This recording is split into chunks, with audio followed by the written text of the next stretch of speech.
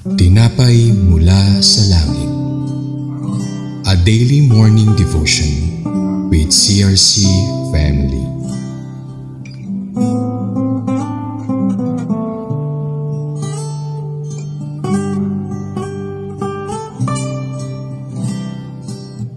A blessed morning po all. Narito po muli si Diaconessa Lita Kabatbat ng CRC Makati upang maghatid ng mensahe ng Diyos dito po sa ating programang Tinapay mula sa Langit, ang pang-araw-araw nating debosyon sa salita ng Diyos. Tayo po ay manalangin. Panginoon, basbasan mo po ang iyong lingkod na magdadala ng mensaheng iyong ipapahayag sa bawat isa sa amin. Ito po ang dalangin namin sa ngalan ng iyong anak na si Jesus. Amen. Ito po ang summary ng offerings mula sa Numbers chapter 29 verse 12 to 39. Sa ating pong tatalakayin ngayon, papag-aaralan o mapapakinggan po natin ang maraming offerings related sa seasonal feast. At nakakatuwa nga po dahil nakikita natin ang ating Panginoon ay masaya na tayo ay nagpipiesta para sa Kanya. Yun nga lang po ay walang ribulto o imahe kung hindi isa sa paraan ng pasasalamat sa pagdakila natin sa Kanya na ating Diyos. At dito nga po sa ating offerings of the tabernacles ay marami pong pinaghahandog na sakripisyo para sa pagpipiesta. At sabi nga po dito, at the 5th day of the month na magkakaroon ng holy customary work na ibig sabihin walang gagawin. At sinabi rin po dito na you shall keep an feast to the Lord at 7 days. 7 days po ang kapistahan.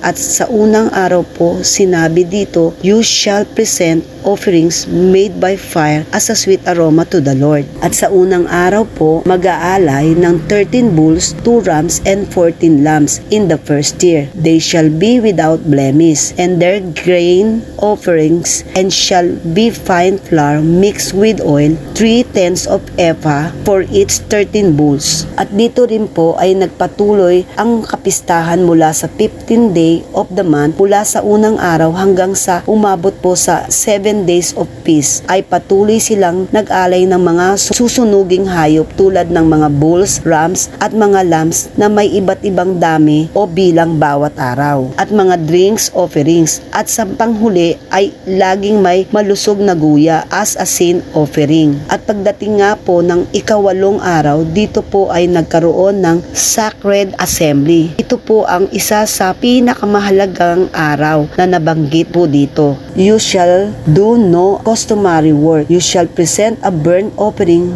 made by fire as a sweet aroma to the Lord. At ito nga po ang mga present appointed feasts besides yung vow offering and the free will offerings. Nakita natin na napakaganda dahil nakaka-lift up ng ating mga espiritu dahil napakasaya po ng pagtubos ng ating Panginoon sa atin. At sa ika-8 araw din po, sinabi dito, this is the last and great day, as it is called John chapter 7 verse 37. And yet the sacrifices were fewer than any other day, to teach them not to trust to the multitude of their sacrifices, nor to expect remission of the sins from them, but from the end and only sacrifice of Christ. You shall present to the Lord at your appointed feast. God required so many animals and such expensive sacrifices because the feast of the tabernacles was a happy memorial of God's faithfulness to the Israel during